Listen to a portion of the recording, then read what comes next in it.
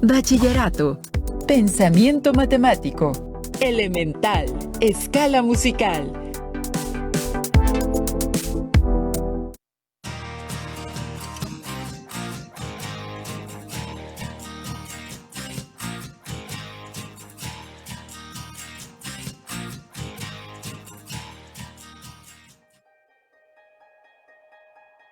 Qué espacio tan increíble, ¿no te parece? Sí, estamos en el Teatro de las Artes del Senat. ¿Cuántos eventos artísticos han ocurrido en esta sala? Este, como muchos teatros del mundo, está construido con un diseño acústico especializado. Elemental, mi querida amiga. Así que felicitamos a todos los ingenieros acústicos del mundo. Los arquitectos e ingenieros de sonido deben cuidar que la música se transmita a todas partes con la mejor fidelidad. Mira, eso no lo había pensado, pero tiene lógica.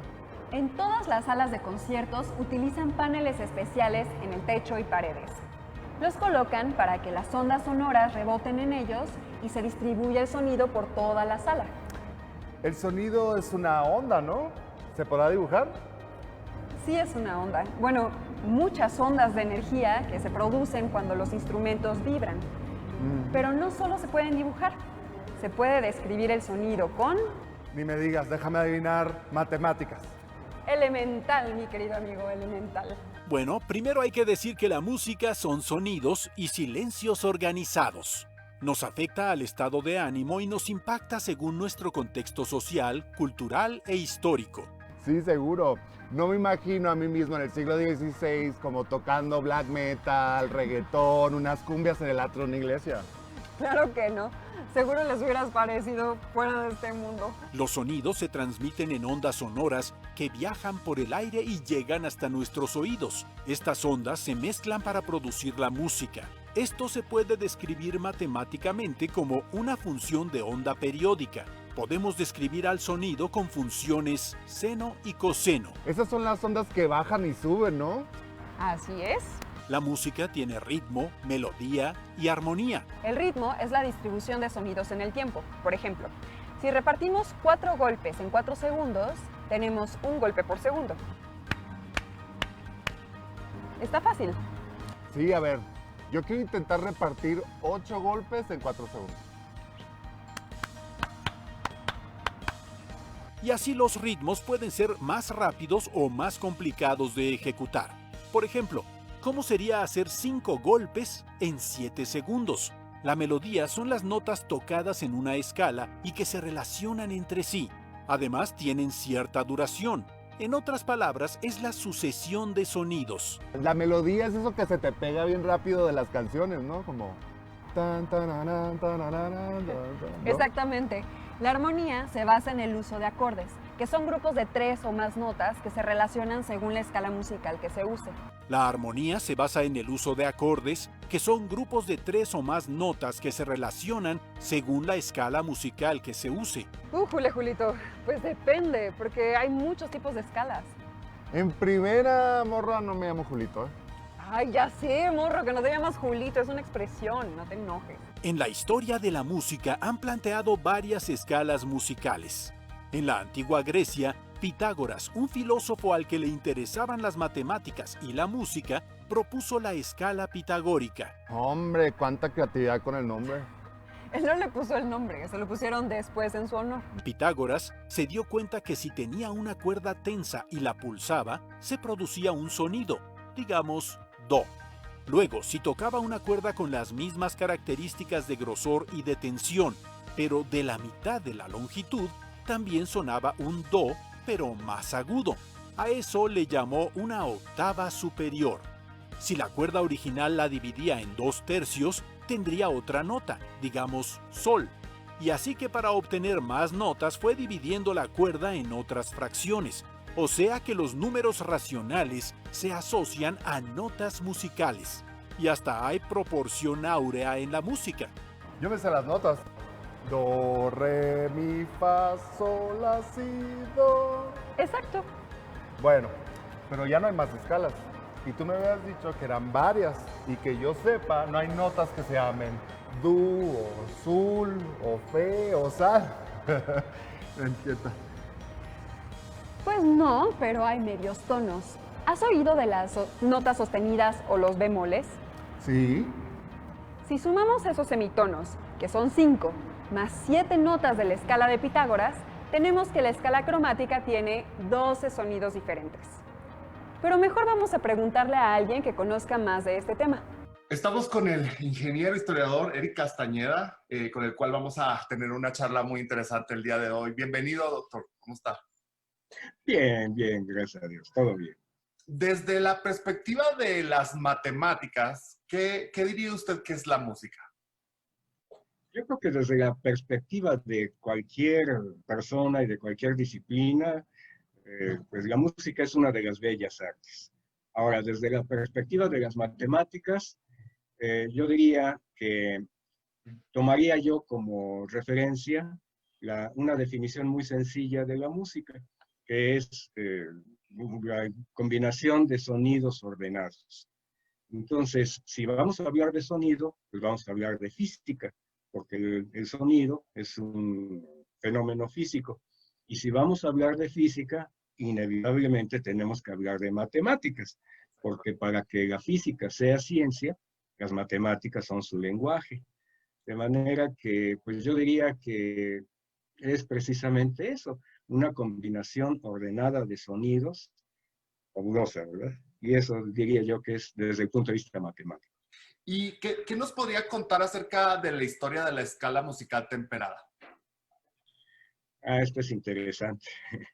Sí, desde muy antigua edad, pues se dice que se tiene referencia de tratar de utilizar algo para definir la música fue Pitágoras.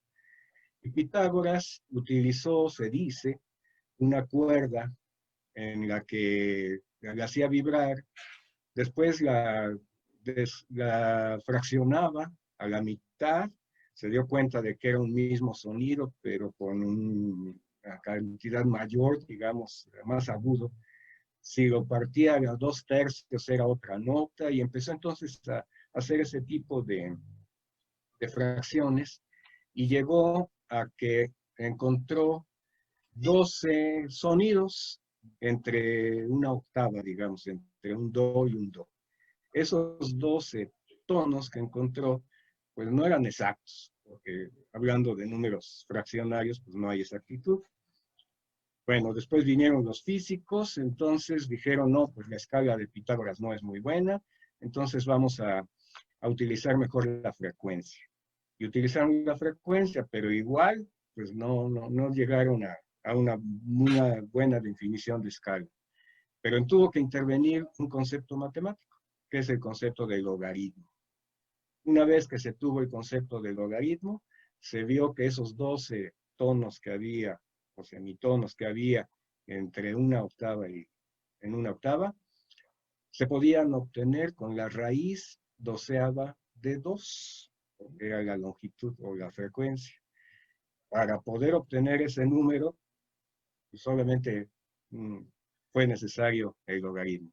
Y de ahí entonces, Johann Sebastian Bach, a quien se le conoce como el padre de la música, creó esta escala temperada, en la que ahora sí ya se tenía una mejor división de esos 12 semitonos. Muy bien. Para usted, ¿quién considera que sea un compositor que tiene una mente matemática o tuvo?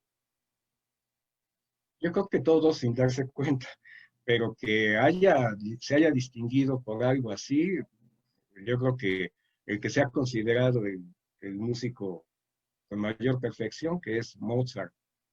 Mozart incluso tiene una obra en la que juega con combinaciones matemáticas de tal manera que se puede empezar en un compás y terminar en otro, y se oye muy bien. Y más recientemente, Béla Bartók, un húngaro, que utilizó la proporción áurea, por ejemplo, para crear música. En lo personal, a mí no me gusta la obra de Bartók, pero es que allí interviene, pues es una de las bellas artes, entonces interviene el gusto, el sentimiento, y a mí no me gusta su música de él, pero yo le diría que pues, cualquier músico. Ahora, dentro de nuestro ambiente aquí en nuestro país, pues hay un profesor de la Facultad de Ciencias, Emilio Lluís Puebla, que es concertista de piano. Y también dentro de la Facultad de Ingeniería, en donde yo doy clases, la maestra Beatriz Hernández es ingeniera y es concertista de piano también. Así que, pues hay muchos. Y ahora le voy a hacer la pregunta al revés. Desde la perspectiva de la música, ¿usted qué considera o cómo se definirían las matemáticas? Yo también allí le respondería similar. O sea, las matemáticas desde cualquier punto de vista, pues son una herramienta sensacional que permite ese lenguaje de la ciencia, de la física, de la química. Y igual, desde el punto de vista de la música, pues es la forma en la que se ha evolucionado, a lo mejor sin darse cuenta, pero en la que se ha evolucionado para llegar a lo que es actualmente. Fíjese, yo aquí le voy a decir una frase de Leibniz, que es un matemático, que él decía: la música es el placer que el alma experimenta contando sin darse cuenta de que cuenta. Ingeniero, por último, si usted pudiera platicar consigo mismo cuando estaba en el bachillerato, ¿qué le diría?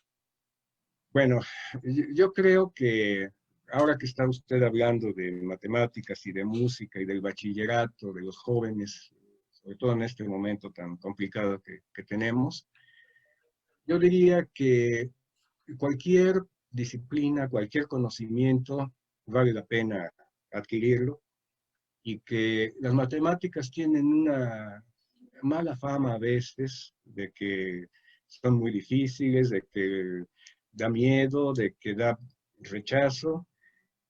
Y yo creo que no, yo creo que hay que tomarle gusto, así como a la música, que hay que tomarle gusto, así las matemáticas. Realmente cada que uno adquiere un poco más de conocimiento es una satisfacción enorme. Entonces yo eso les diría: entren sin miedo, así como disfrutan de la música, disfrutan del estudio de las matemáticas, y pues no hay nada que no sirva. Muy bien, pues muchas gracias por su tiempo, ingeniero Eric Castañeda. Fue un gusto platicar con usted y No, al contrario. continuamos con ustedes en Jóvenes en TV. Entonces, la escala musical actual es la temperada, y es la que usan los afinadores electrónicos de instrumentos, las pastillas de las guitarras, los teclados, los sintetizadores, etcétera, etcétera, etcétera. Pero entonces, una cosa es la medida física de una nota en frecuencias y la otra es la fracción que surge de dividir la cuerda matemáticamente. Sí y no, porque se relacionan. A eso le llaman armónicos. Pero mejor vamos con alguien que nos explique. Hola, ¿qué tal? Estamos en Pensamiento Matemático y ahorita vamos a platicar con la matemática con especialidad en análisis armónico, Blanca Yasmín Radillo Murguía. Hola Blanca, ¿cómo estás? Bienvenida. Hola, mucho gusto. Gracias por la invitación. Perfecto. Platícanos un poco de qué es lo que haces de esto de estudiar matemáticas y el análisis armónico. Pues bueno, el análisis armónico es justo el estudio de ondas o el estudio de propagación de cosas, ¿no? Por ejemplo, puede ser justo una onda de música, una onda de calor, ¿no? Entonces, bueno, desde las matemáticas justo los estudiamos, ¿no? Estudiamos qué es y cómo se propaga. Perfecto. ¿Qué relación crees tú que exista entre la música y las matemáticas? Uy, bastante, porque de hecho las matemáticas nos ayudan a describir justo qué es una onda, nos ayudan a poder poner en papel, ¿no? O sea, más allá de lo que escuchamos, poner en papel qué es la música, ¿no? Y pues las matemáticas nos ayudan a escribir pues todo, ¿no? Aunque suena muy común esa expresión de que las matemáticas nos ayudan a describir todo, pero así pasa, ¿no? Y justo son cosas muy elementales que vemos desde la educación básica, como senos, cosenos, que nos ayudan a describir una onda. Exactamente, sobre todo porque desde la física de las gráficas del seno y el coseno y cómo estas son unas ondas y cómo eso pueden de alguna manera describir los sonidos, ¿no? Que generan música. Exacto. Muy bien. ¿Y cómo me podrías qué me podrías platicar acerca de qué es un armónico? Un armónico, bueno, hay como muchas definiciones de armónico. Para las matemáticas son ondas, pero bueno, para hacer un poquito más que ejemplifique esta noción, imagínense una cuerda que está atada en ambos extremos. Entonces, el primer armónico es cuando la onda nada más hace una curvita, ¿no? El segundo armónico sería, en el caso de las matemáticas, pues cuando hace dos curvitas, ¿no? Y así es justo como la fragmentación en números de una cuerdita, ¿no? O sea, de ondas en una cuerdita. Eso es para nosotros un armónico. Oye, súper interesante.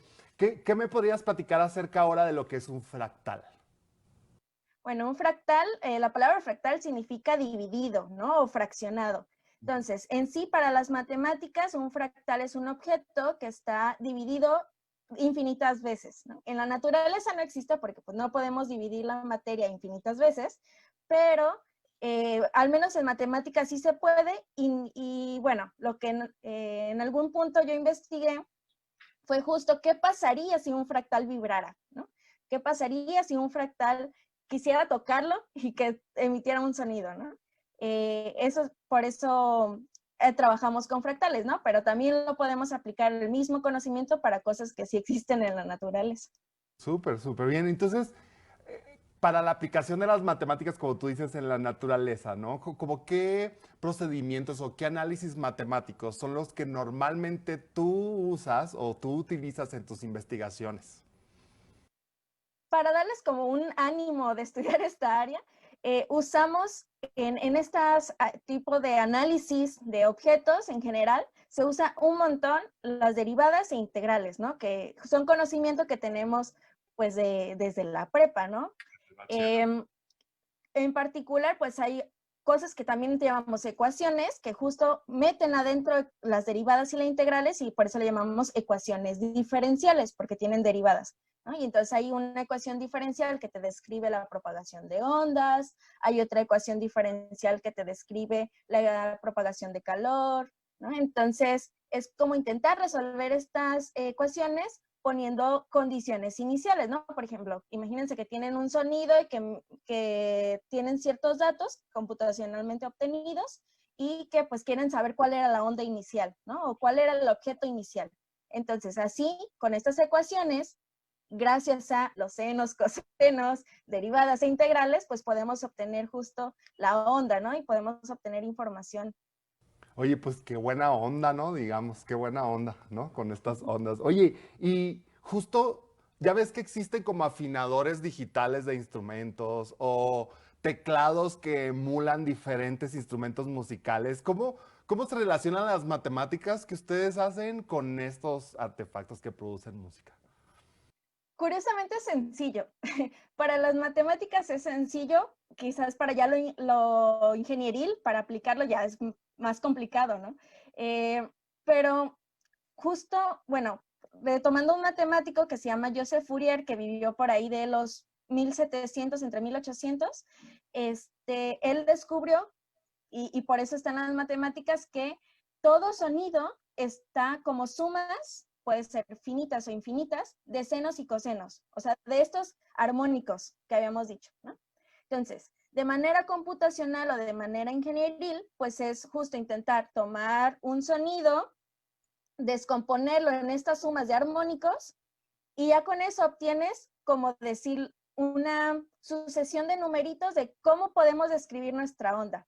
Entonces, cuando hacemos eso, pues justo si ya tenemos estos numeritos, los metemos a una computadora y la misma computadora puede hacer el mismo sonido, ¿no? Que hace un instrumento.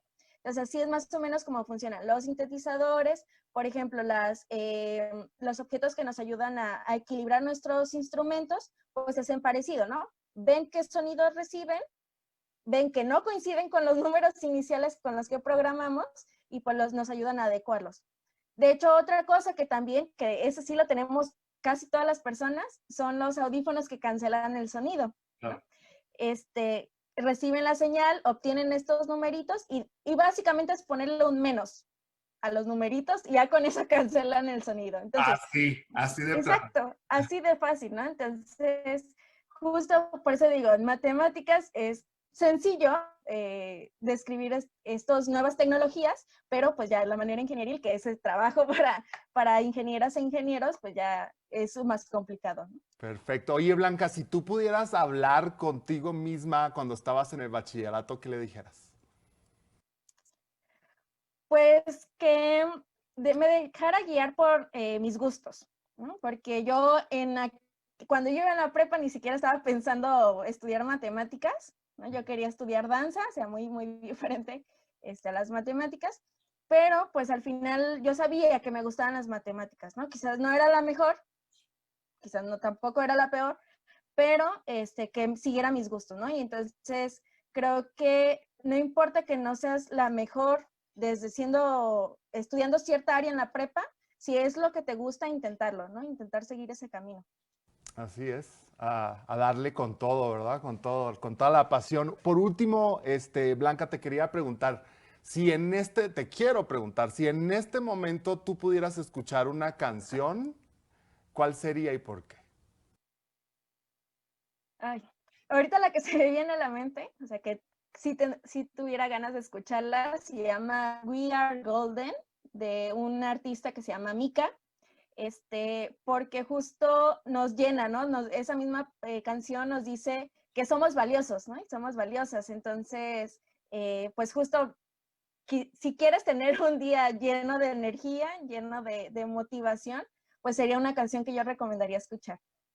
Perfecto, pues muchas gracias Blanca por tu tiempo, qué interesante es escucharte y tan apasionadamente hablar de lo que haces, te agradecemos mucho tu tiempo y nosotros seguimos en Jóvenes en TV. Ah, pues casi que es lo mismo, la nota y la frecuencia porque se relacionan con el armónico.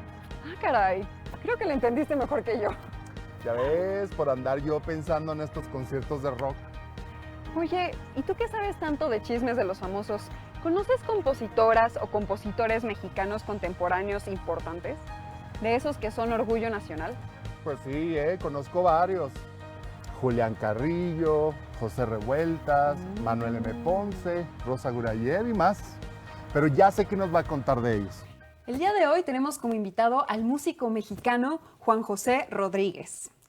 Bienvenido, Juan José, muchas gracias por esta entrevista.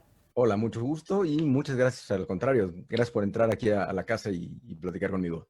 Gracias. Pues nos gustaría que pudieras como explicarnos primero qué es una escala musical.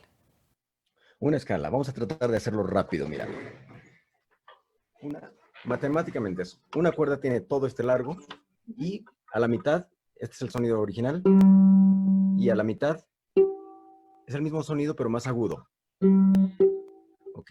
Y entonces en el sistema europeo lo dividimos en 12 trastes. Tenemos 12 que van desde el do, nosotros lo dividimos de un do hasta otro do, hay 12 teclas en el piano o 12 trastes en una guitarra. Una escala comprende solo algunos de esas para poder hacer una formación, digamos. ¿Qué pasos voy de un do a otro do? Por ejemplo, todo el mundo lo conocemos, es la escala mayor, que generalmente se oye alegre. La escala, para reconocer una escala mayor, se oye alegre. Y la escala menor, doy otros pasos dentro de un do a otro do, pero se va a oír triste. Es la forma de acomodar los pasos que van de un do a otro do. Eso es una escala y es muy importante porque en la música nos va a decir cuando algo es alegre o triste. Por ejemplo, un acorde mayor o una escala mayor se oye alegre y en cambio eso fue un do mayor. Un do menor, cambié una sola nota y se oye triste. O pues puede sonar enojado. Eso es una escala, básicamente. Hay muchos tipos de escalas, pero tendríamos que dar una clase de 2 horas para hablar de las escalas. Claro. ¿Y podrías decirnos si entonces consideras que o sea, todos los tipos de música tienen una escala? O sea, ¿se manejan en una escala? El 95 o 99% de la música que oímos, sí. La música que escuchamos en el radio, los éxitos pop, la música clásica, mal llamada clásica, la música culta, el son jarocho, todo el folclore, casi todo está construido alrededor de escalas porque es el sistema europeo que dominó el mundo. En realidad, en la India, por ejemplo, entre un do y otro do tienen muchos más tonos que a nuestro oído sonarían muy raros, como desafinados. Y en cambio en China solo tienen 5 tonos entre un do y un do. Pues para los chinos tenemos demasiados sonidos, para los hindúes tenemos demasiado pocos sonidos. Entonces ellos, es difícil oír música hindú al principio porque parece que están desafinando y no, ellos tienen un oído entrenado. Te lleva años el acostumbrarte a ese tipo de música y entonces encontrarle la belleza.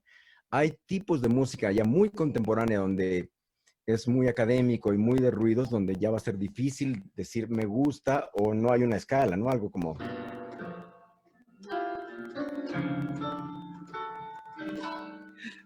repente es ¿what? Y sí puede ser música, pero hay que entender los códigos para poder decir me gusta o no, ¿por qué? Wow. Oye, ¿y tú podrías decirnos si hay como, o cuál considerarías tú que es un compositor que haya tenido un pensamiento matemático a la hora de componer sus piezas? Sin duda, Bach. Él es así como el jefe de jefes. Las formas en las que construía sus melodías era impactantemente preciso y matemático, de manera que puedes voltear la partitura y funciona.